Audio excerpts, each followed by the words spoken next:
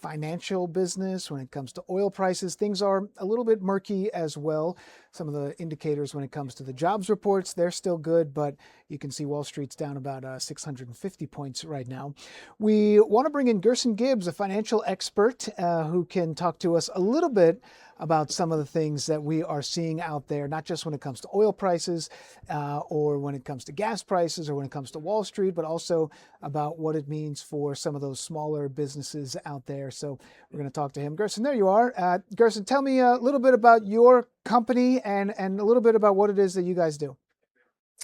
We provide financial compliance and oversight to a host of different financial institutions.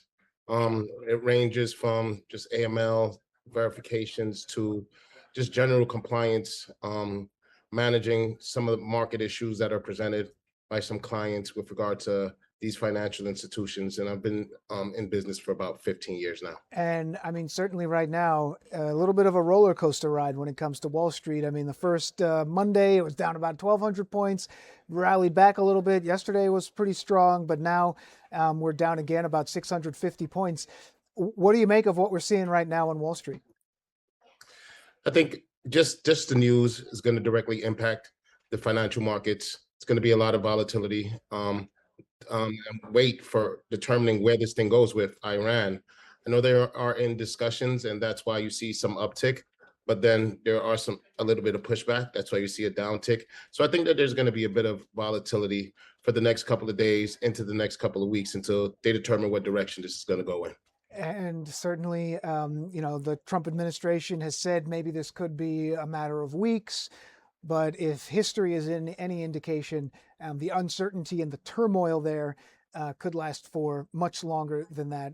And that definitely has an effect one way or the other on gas prices, oil prices, which in turn has an effect on many of the mom and pop shop businesses that are operating all throughout the country, certainly in the tri-state area. Can you just talk a little bit about that sort of domino effect as you see it from your perspective? Absolutely. The impact on oil prices is definitely going to have a direct impact on just small mom and pop shops and just the average consumer, simply because the natural gas, liquefied natural gas, is produced by these oil refineries that were impacted. So I believe that there's going to be direct impact. Also, the natural consumer, his products are delivered by these trucks, right? These trucks use diesel oil, which the prices are directly going to be impacted. Airplane prices, jet fuel is going to increase. So we're going to see a slight uptick. I believe that the United States is pretty uniquely positioned because we don't have such a dependency on Middle Eastern oil. We primarily get our oil from Canada, and we're one of the largest producers of crude oil. So we're uniquely positioned. There's going to be a slight uptick, but I don't think it's going to be as major as some people would assume it is. And I think that this administration, they plan in advance. So I think that we're slightly protected, but we'll see an uptick, and there will be an effect directly on the markets because of just the shell shock of it all. And what are you hearing from some of your clients right now, businesses big and small, about what they're worried about? I think they're just primarily worried about the fluctuations in the market, how it's going to directly impact consumers, which is directly going to have an impact on the stock pricing.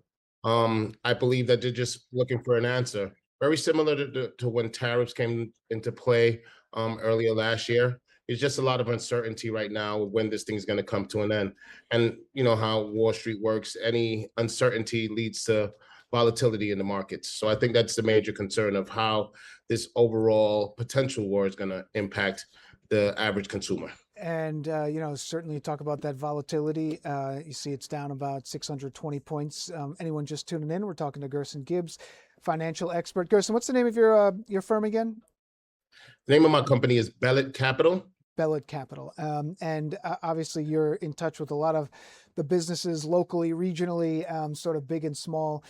Is there anything in the New York area, New Jersey, Connecticut, where you're seeing that's maybe unique to some of the businesses and things along those lines in our area that maybe you don't see elsewhere in the U.S.? Not just yet. I think that we're still in line with what's occurring in the rest of the United States. There has been a slight uptick in gas prices. but I don't believe that anything is out of the ordinary in the tri-state area.